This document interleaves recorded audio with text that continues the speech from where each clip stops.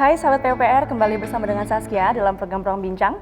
Tentunya akan mengajak Anda melihat lebih dekat info seputar program dan juga mitra Kementerian Pekerjaan Umum dan Perumahan Rakyat.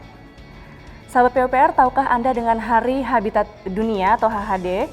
Hari Habitat Dunia atau HHD merupakan peringatan yang merefleksikan keadaan kota serta pemenuhan hak dasar tempat tinggal yang layak.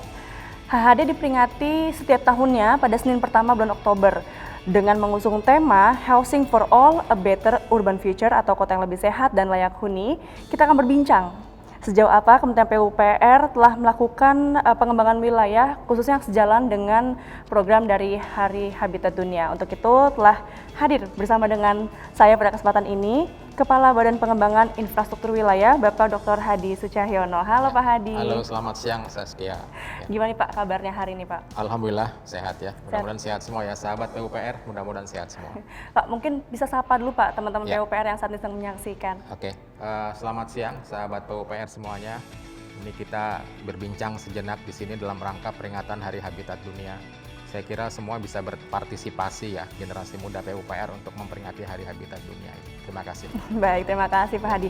Nah Pak Hadi tadi kan di awal Saskia sedikit menyebutkan atau mensiratkan nih Pak, Ya. kalau Hari Habitat Dunia itu seperti apa. Tapi boleh nggak sih Pak diperkenalkan lebih dalam kepada pemirsa? Mungkin kan ini penontonnya ada teman-teman yang di kantor atau mungkin adik-adik yang di SMA atau di SMP Pak menonton juga. Boleh Pak diinformasikan apa sih Pak sebenarnya Hari Habitat Dunia dan tujuannya untuk apa? Ya. Jadi pertama dicanangkan oleh PBB ya, United Nations, Perserikatan Bangsa-Bangsa. Itu intinya untuk setiap tahun kita lebih peduli ya, sebagai reminder pengingat bahwa di dunia ini yang paling penting adalah habitat atau tempat bermukim. Nah, tema peringatan Hari Habitat Dunia setiap tahun itu menariknya itu berbeda-beda. Jadi katakanlah sekarang stressingnya housing for better urban future. Tapi kalau kita lihat dari 10 tahun terakhir belakangan ya, itu ada tema mengenai peran wanita. Women in Urban Governance. Ada tema mengenai teknologi. Bagaimana pemanfaatan teknologi. Ada tema mengenai climate change. Ada tema mengenai perdesaan ya, sebagai engine of growth. Jadi artinya juga, Pak, pernah persampahan juga ya Pak yang menarik ya Pak? Sampahan, air minum juga pernah. Jadi artinya memang habitat itu luas ya, karena lingkungan permukiman kita tempat tinggal kan. Jadi ada sektornya, ada aktornya kan termasuk wanita tadi kan, ada juga pemanfaatan teknologi. Jadi saya kira ini luas sekali. Tapi tahun ini kita temanya Housing for Better Urban Future ya. Tapi nggak apa-apa, pokoknya kita pengingat bahwa tempat tinggal kita ini harus dijaga betul kan, kelestariannya. Saya kira intinya itu ya. Artinya ini untuk kelestarian tempat tinggal manusia ya Pak ya? Betul, supaya sustainable, jangka panjang gitu kan. Makanya ini kaitannya habitat juga ada dua, kaitan pertama dengan SDG, Sustainable Development Goals ya, kita tahu itu tujuan-tujuan yang harus dicapai setiap negara. Terakhir ada agenda namanya New Urban Agenda, di situ dijelaskan peran-peran pemerintah pusat apa, pemerintah daerah apa, termasuk swasta dan masyarakat apa. Jadi saya kira ini jadi acuan kita, termasuk di PUPR, apalagi di BPIW. Kita membuat perencanaan gitu kan untuk pembangunan tetap mengacu ke agenda internasional itu. Karena kita dimonitor setiap tahun nih sama PBB bagaimana progresnya. Nah, kalau kita berprestasi, kita bagus kayak sekarang, rewardnya Surabaya terpilih sebagai tempat tuan lokasi. Rumah ya, Pak, ya? Iya. Nah Pak, kemudian juga upaya apa saja sih Pak yang telah dilakukan sejauh ini Pak dalam rangka yang sejalan nih Pak dengan perayaan Hari Habitat Dunia? Oke, ini kalau kita lihat ya, ujungnya sebenarnya kan pembangunan untuk manusianya. Manfaatnya ke sana, outcome-nya ya. Tapi sebelum kita pembangunan secara fisik, katakanlah infrastruktur, pembangunan kota, dan sebagainya, kita tarik lagi perencanaannya dong, ya kan? Nah, BPIW sangat concern fokus di perencanaannya ini.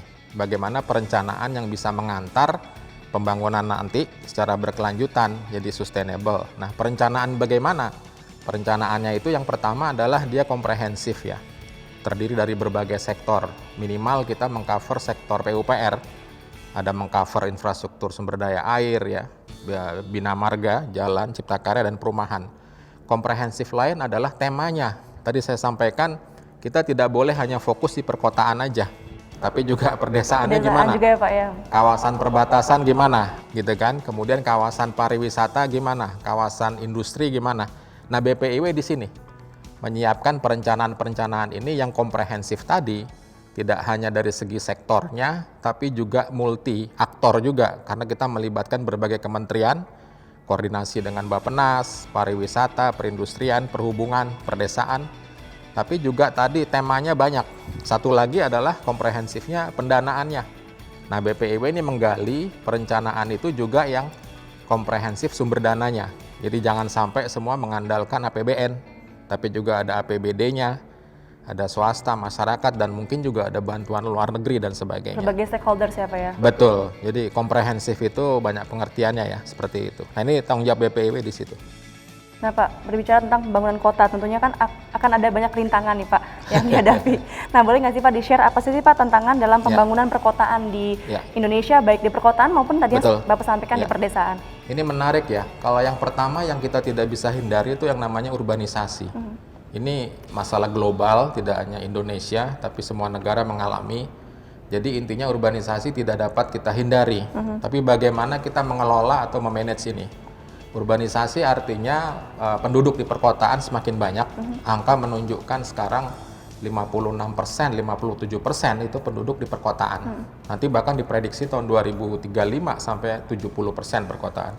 Kita tidak bisa menghindari ini. Bagaimana mengelolanya? Itu pertanyaan kita kan. Pertama adalah kita menyediakan infrastruktur yang cukup untuk pertumbuhan kota tadi kan, penduduknya kan. Katakanlah akses air minumnya ditambahin, akses sanitasinya ditambahin gitu kan. Nah, data menunjukkan juga nih, yang menarik di Indonesia kita sudah bagus, kita sudah improve infrastruktur katakanlah yang dasar seperti air minum, sanitasi ya, improve kita meningkat. Tapi begitu kita tengok tetangga kita, negara lain, katakanlah di Asia Tenggara ya, Malaysia, Singapura, itu mereka ternyata lebih cepat lagi. Nah, ini tantangan juga nih. Jadi selain tantangan urbanisasi, tantangan mempercepat penyediaan infrastruktur tadi. Berikutnya adalah untuk mengurangi ketimpangan. Jangan sampai kita bangun hanya di Jawa sentris. Tapi ya yang kan? timur juga ya Pak ya? Betul, kita harus ke Sulawesi, Papua, Maluku, dan sebagainya. Kenapa? Karena data sekarang menunjukkan kok PDRB ini masih banyak bergulir di Jawa. Nah, ini harus kita sebar kan. Jadi salah satu contohnya yang kita sambut baik tuh misalnya pemindahan ibu kota ke Kalimantan ya. Itu juga nanti akan men-trigger tuh ekonomi di sana untuk mengurangi disparitas katakanlah gitu ya. Tantangan berikutnya adalah problema-problema perkotaan. Ada kemacetan, ada banjir gitu ya.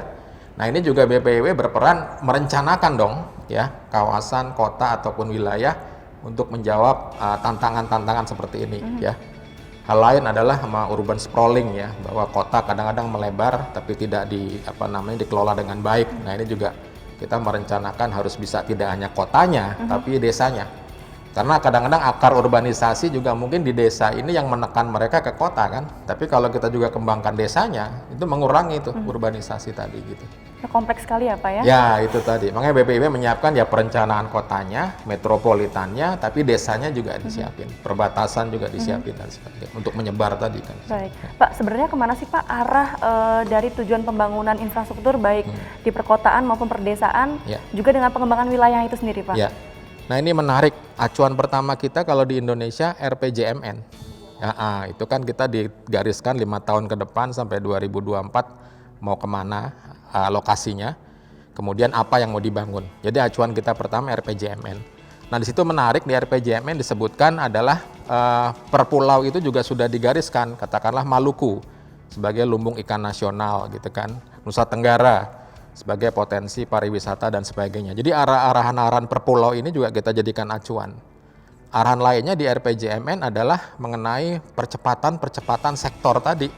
Bagaimana seharusnya air minum dipercepat, ya kan, sanitasi dipercepat dan sebagainya. Ini kita turunkan arahnya. Setelah dari RPJMN kita bikin Renstra PUPR kan, ABCD nih, SDA, Bina Marga, Cipta Karya Perumahan dan lain-lain gitu kan.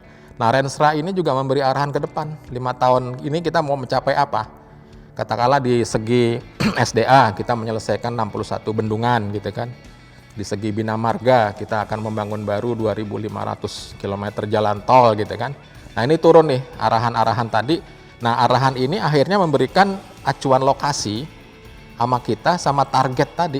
Target air minum berapa, sanitasi berapa, kita jabarkan di perencanaan yang lebih detail lagi. Kawasan atau wilayah atau kota. Misalnya begitu kita bicara metropolitan gitu kan, Kedung Sepur aja di Kendal, Surabaya, Semarang gitu kan, itu berapa targetnya gitu kan, Jabodetabek Punjur berapa. Jadi kita runtut nih dari yang sifatnya nasional ke P1 sampai ke wilayahan tadi itu, turun ke bawah lagi. Jadi arah kita ke sana. Jadi mentuntaskan yang di bawah ini secara parsial, secara spasial ya. Nah, kemudian juga Pak Hadi, Ya. ini kan tadi seperti yang Bapak sampaikan bahwa banyak elemen nih Pak dalam Oh, iya. pembangunan baik di perkotaan maupun perdesaan, dan juga karakteristik daerah di Indonesia kan heterogen nih Pak, Iya. bermacam-macam. Iya, Nah, betul. apa sih Pak strategi untuk mengembangkan kawasan melalui pembangunan infrastruktur namun secara terpadu seperti itu Pak? Ya, pertama kita harus tahu ya, yang namanya pembangunan kan di suatu lokasi ya, wilayah, kabupaten, kota dan sebagainya. Kita pertimbangkan daya dukungnya nih, daya dukung dan daya tampung. Nah, kalau kita bicara daya dukung lingkungannya ya, kita tahu kita tantangan lain Indonesia kan di daerah Ring of Fire nih. Dari Sumatera bagian barat, Jawa Selatan dan sebagainya. Jadi kita harus bisa memilih dari segi daya dukung lingkungan tadi, kawasan-kawasan yang kita rekomendasi aman untuk dibangun ya. Jangan sampai dong kita merekomendasi di daerah bencana alam ya, gunung berapi meletus dan sebagainya gitu kan, daerah sesar dan sebagainya. Itu, jadi daya dukung, daya tampung itu menjadi penting. Yang kedua tentunya kemampuan pendanaan. Tadi saya sampaikan jangan hanya mengandalkan APBN, tapi juga ayo dong daerah kita punya APBD Sumber dana provinsi, yang lain ya Pak ya? iya, swasta juga kita CSR, minta. Ya, CSR atau swasta di jalan tol, swasta di air minum kan potensial sekali ya. Jadi kita arahnya ke sana itu, membangunnya gitu. Kemudian bagaimana sih Pak perencanaan dan pembangunan infrastruktur khususnya di kawasan mungkin metropolitan Pak, mengingat di Ya. metropolitan Ya. bisa dibilang zona merah lebih banyak Pak dibandingkan iya. di perdesaan Iya. dalam masa pandemi ini. Kota baru kita, andalan kita diantaranya Tanjung Selor sama Maja.